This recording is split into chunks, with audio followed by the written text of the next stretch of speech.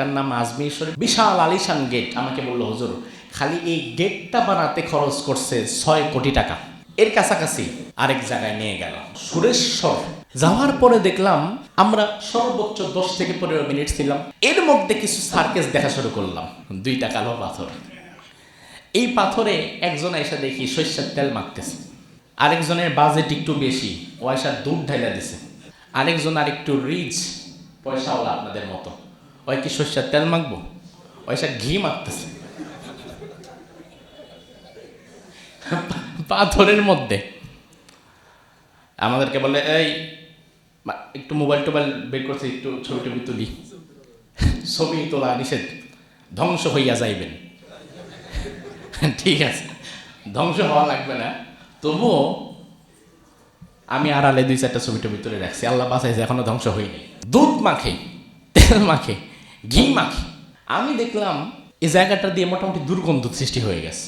কারণ যে যখন আসে সে তার সামর্থ্যের আলোকে কিছু একটা মাখে।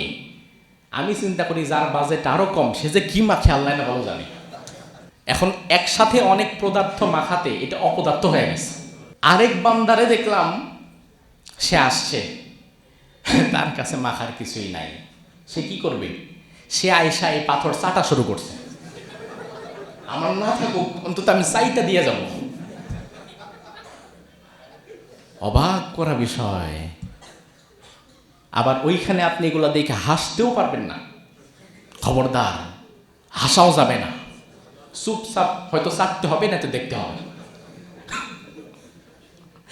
ওই পাথরের পাশে ইতিহাস লেখা আছে। ইতিহাসে লেখা আছে যে এই পাথরটা অমুক পীর সাহেব কেবলা আন্দামান দ্বীপপুঞ্জের কোনো একটা জায়গা থেকে নিয়ে আসছিল চুরি করে লেখেন, এটা আমি বললাম।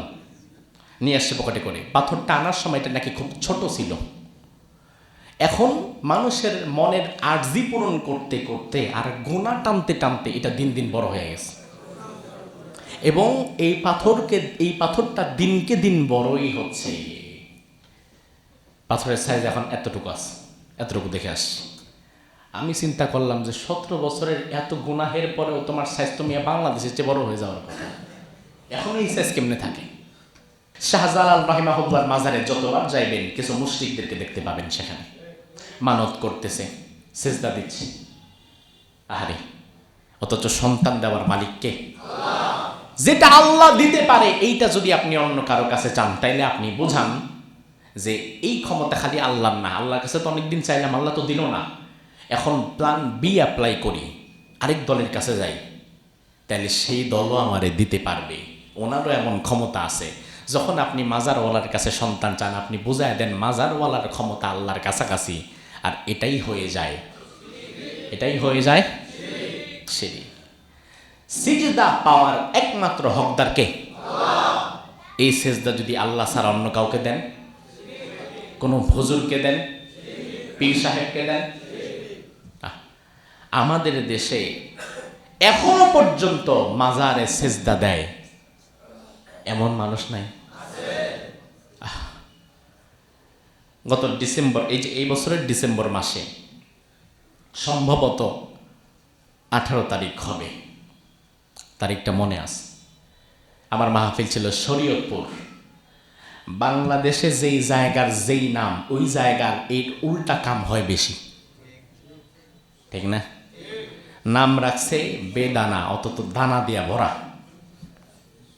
নাম রাখছে শান্তিবাগ, ঢাকায়, ঢাকা শহরের ম্যাক্সিমাম চোরবাটপার হাইজাকারা শান্তিবাগে গিয়ে থাকে। নাম রাখছে শরীয়তপুর, বেশরীয়তি কাজের কারখানা। মাহফিল রাতে, এর আগের দিন আমার মাহফিল ছিল কাছাকাছি, এই জন্য থেকে গেলাম, একদিনের জন্য ঢাকায় আসি নাই। 2টা মাহফিল ছিল একসাথে। পরের দিন সকালে এক মাদ্রাসার প্রিন্সিপাল আমাকে, এই যে উনিও ছিলেন সাথে, আরও আমরা 3-4 জন ছিলাম, আমাদেরকে নিয়ে বললো যে আপনাদেরকে একটু দেখায় নিয়ে আসি। তো নিয়ে গেছে বিশাল বিশাল 2টা মাজারে। একটার নাম আজমির শরীফ না কি যেন লেখা দেখলাম। বিশাল একটা গেট বানাইছে, বিশাল আলিশান গেট। আমাকে বললো হুজুর খালি এই গেটটা বানাতে খরচ করছে 6 কোটি টাকা। আহারে, আল্লাহর কাছে কি জবাব দিবি? অথচ ওই গেটের সামনে কাশতে কাশতে মরে যাচ্ছে, একটা কাশের ওষুধ কেনার টাকা নাই এমন বেটা ভিক্ষা করতেছে, তাকে 5 টাকা দেওয়ার মতো কেউ নাই, অথচ 6 কোটি টাকার গেট বানিয়েছে। এর কাছাকাছি আরেক জায়গায় নিয়ে গেল, নামটা না বললে তো একবারই চিনবেন না, নামটা বলে ডাকি চেনার জন্য। সুরেশ্বর নাম শুনছেন তো জীবনে? আমি জীবনে কোনোদিন যাই নাই। গেলাম, যাওয়ার পরে দেখলাম মাশাআল্লাহ একসাথে অনেকগুলো মাজার। যাওয়ার পরে দেখলাম আমরা সর্বোচ্চ 10 থেকে 15 মিনিট ছিলাম। এর মধ্যে কিছু সার্কেস দেখা শুরু করলাম। এক একজন আসতেছে, সমানে সেজদা দিচ্ছে, মহিলা পুরুষ এসেই কোনো কথা নাই। ডানে একবার সেজদা, ঘুইনা আবার বাম পাশে আরেক মাজার, বাম পাশে আরেকবার সেজদা, সামনে একটা সেজদা, পেছনে একটা সেজদা, সমানে সেজদা দিচ্ছে। আহারে কি বলবো, পাশে দেখি একটা কালো পাথর, হাজরে আসওয়াদ যেমন কালো অমন দুইটা কালো পাথর, 2টা কালো পাথর। এই পাথরে একজন এসে দেখি সরিষার তেল মাখতেছে, আরেকজনের বাজেট একটু বেশি, ও এসে দুধ ঢাইলা দিছে। আরেকজন আরেকটু রিচ পয়সাওয়ালা আপনাদের মতো, ওই কি সরিষার তেল মাখবো, ওই এসে ঘি মাখতেছে পাথরের মধ্যে। আমাদেরকে বলে এই একটু মোবাইল টোবাইল বের করছে, একটু ছবি টবি তুলি। ছবি তোলা নিষেধ, ধ্বংস হইয়া যাইবেন। ঠিক আছে, ধ্বংস হওয়া লাগবে না, তবুও আমি আড়ালে 2-4টা ছবি টবি তুলে রাখছি, আল্লাহ বাঁচাইছে এখনো ধ্বংস হয়নি।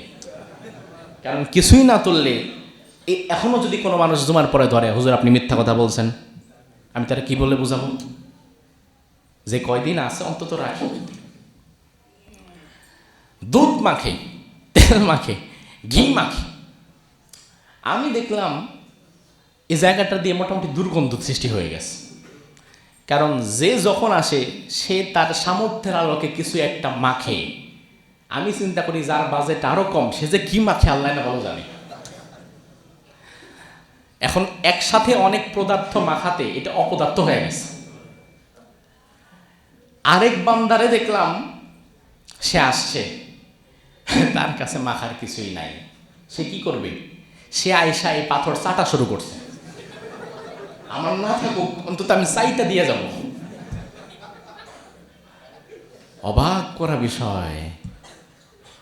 আবার ওইখানে আপনি এগুলো দেখে হাসতেও পারবেন না, খবরদার হাসাও যাবে না, চুপচাপ হয়তো চাটতে হবে না তো দেখতে হবে। ওই পাথরের পাশে ইতিহাস লেখা আছে, ইতিহাসে লেখা আছে যে এই পাথরটা অমুক পীর সাহেব কেবলা আন্দামান দ্বীপপুঞ্জের কোনো একটা জায়গা থেকে নিয়ে আসছিল চুরি করে লেখেন, এটা আমি বললাম, নিয়ে আসছে পকেটে করে। পাথরটা আনার সময় এটা নাকি খুব ছোট ছিল। এখন মানুষের মনের আর্জি পূরণ করতে করতে আর গোনা টানতে টানতে এটা দিন দিন বড় হয়ে গেছে, এবং এই পাথরটা দিনকে দিন বড়ই হচ্ছে। পাথরের সাইজ এখন এতটুকু আছে, এতটুকু দেখে আসছি। আমি চিন্তা করলাম যে 17 বছরের এত গুনাহের পরেও তোমার সাইজ তুমি বাংলাদেশের চেয়ে বড় হয়ে যাওয়ার কথা, এখন এই সাইজ কেমনে থাকে? আহারে, এই পাথরে চুমু দিলে এই পাথর গুনাহ মাফ করবে এমন বিশ্বাস আপনি রাখেন? এই পাথর তো বাদ দেন, কাবা শরীফে যে পাথর লাগানো আছে, ইভেন হাজরে আসওয়াদ আপনার মনের কোনো আশা পূরণ করতে পারবে, কাবা শরীফ আপনার কোনো মনের আশা পূরণ করতে পারবে, এই ধারণা আপনি রাখেন? অসম্ভব। আমার মনের ইচ্ছা বাসনা, আমার তাকদীর একমাত্র আল্লাহর হাতে। এই ভালো মন্দ সবটা করার মালিককে আল্লাহ বলেন, ওয়া ইয়ামসাসকাল্লাহু বিদুররিন ফালা কাশিফা লাহু ইল্লা হু ওয়া ইউরিদকা বিখাইরিন ফালা রাদ্দা লিফাদলি। আমি আল্লাহ যদি কারো কল্যাণ করতে চাই তার কল্যাণ করার মতো ক্ষমতা দুনিয়ার কারো নাই। আবার আমি আল্লাহ যদি কারো কল্যাণ করতে চাই তার অকল্যাণ করার ক্ষমতাও দুনিয়ার কারো নাই। তাইলে কল্যাণ অকল্যাণ দেওয়ার মালিক একমাত্র কে? তাহলে আমাদের দেশে আমি দেখে আসলাম, কয়দিন আগে দেখলাম বলেন, তাহলে আমি তো দেখলাম 15 মিনিট, তাহলে আজকে কি বন্ধ হয়ে গেছে? হাজার হাজার মানুষ প্রত্যেক দিন সেখানে যাচ্ছে। আহা, হায় রব, সেজদা দিয়া কপাল ফাটায় ফেলতেছে, পাথরের চুমা দিয়া সাইটা জিব্বা ক্ষয় করে ফেলাইতেছে। কি মানুষ, মনুষ্যত্ব কোথায় গেছে? মাহফিল কমিটিকে এগুলা দেখে আমি বললাম যে আজকে কিন্তু আমি এই বিষয়ে কথা বলবো। তাই হুজুর মাফ চাই, দোয়া চাই, যা কথা আপনি ঢাকায় গিয়ে বললেন, এইখানেই কথা বলেন না। কেন? কারণ এইখানে আমরা সংখ্যালঘু হয়ে গেছি। এগুলা বললে আমরা এলাকায় টিকতে পারবো না, কারণ আমাদের বাপ চাচাদের মধ্যে তারা আছে, এরাও এখানের মরি।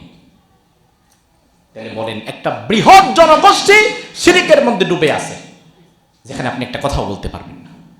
তবুও আমি পরবর্তীতে পাশের এলাকায় আরেকটা মাহফিল ছিল, ওখানে গিয়ে বলে আসছি এগুলা। তাইলে বোঝেন, আমাদের সমাজে শিরিক করে এমন মানুষ নাই। তো সবে বরাত এসে লাভ কি? লাইলাতুন নিসফি মিন শাবানে সারা রাত আপনি নফল নামাজ পড়লেন, কোনো লাভ নাই যদি আপনার আমল নামার মধ্যে শিরিক থাকে। লাভ আছে কোনো? আরেক ব্যক্তির আমল নামায় শিরিক নাই, অন্তরে হিংসা নাই, সে যদি সারা রাত ঘুমিয়েও থাকে তারপরেও তার ক্ষমা আছে না নাই?